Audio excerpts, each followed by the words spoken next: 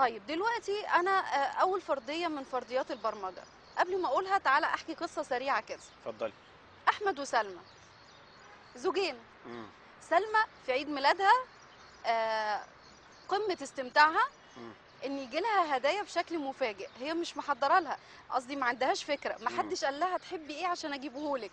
هي بتبقى سعيده جدا جدا بعيد لما يجي لها حاجه ميلادها. غير متوقعه. ان حد يجيب لها حاجه غير متوقعه، مهم. ما يهمهاش الحاجه دي ايه، كويسه او وحشه، هتستعملها مش هتستعملها. كل اللي بيعجبها قوي قوي الله عنصر المفاجاه هنا. احمد جوزها حاجه مختلفه. امم. احمد جوزها انت لما جيتي عنده تتكلمي على احمد كشرتي ليه؟ كشرت ليه عشان احمد مختلف تماما. برافو عليك.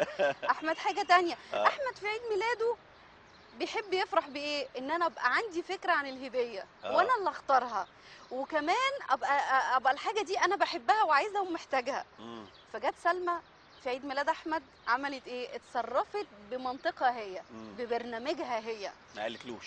عملت نفسها ان مفيش مفاجأة. عيد ميلاد خالص. اه. حتى هو قال ايه ده حتى ما قالتليش عايز ايه ولا اهتمت بيا، وكان ده هو ترجم تصرفها بكده، ان اه. هي مش مهتمه بيه ولا بتحبه، حتى ما تعبتش نفسها عشان تتعب نفسها تجيب له هديه، ولا اشرت اوكي. يعني اشارت للموضوع ده. اه.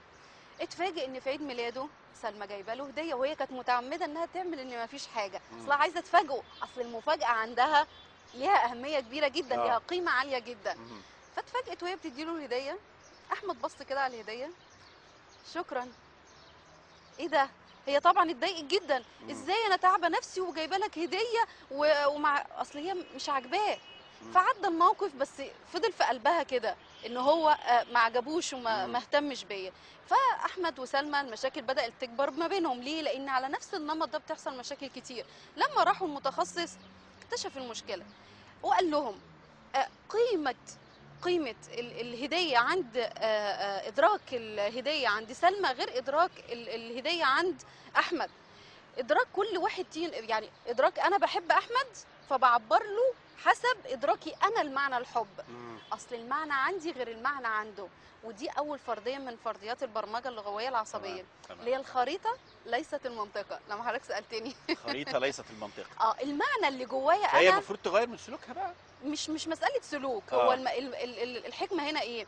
ان انا عندي معنى للحب مم. فبترجمه على حسب معناه عندي انا، مم. بس بظن ان هو ده، ان العالم كله متفق معايا، وده مش حقيقي. في حين ان العالم كله مش متفق طب معايا. اعمل ايه؟ اعمل ايه؟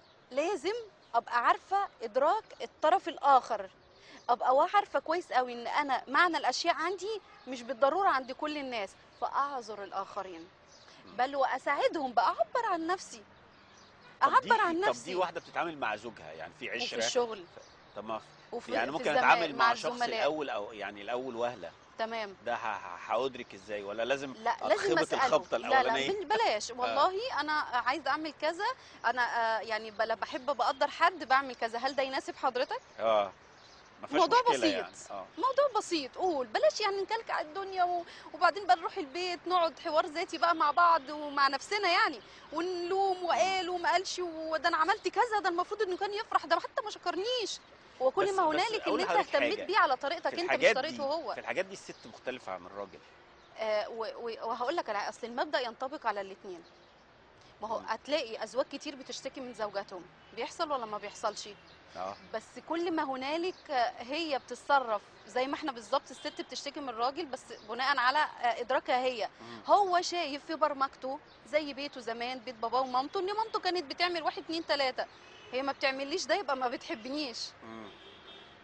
الموضوع واحد، هو كل ما هنالك ان انا عايز اطور العمليات التفكيريه، مم. عايزه اطور برامج العقل اللي جوايا. لازم اكون يعني لازم، هو الرسول صلى الله عليه وسلم قال ايه؟ السلام. التمس لاخيك ايه 70 عذر، مم. وان لم تجد كل علل له عذرا لا اعرفه.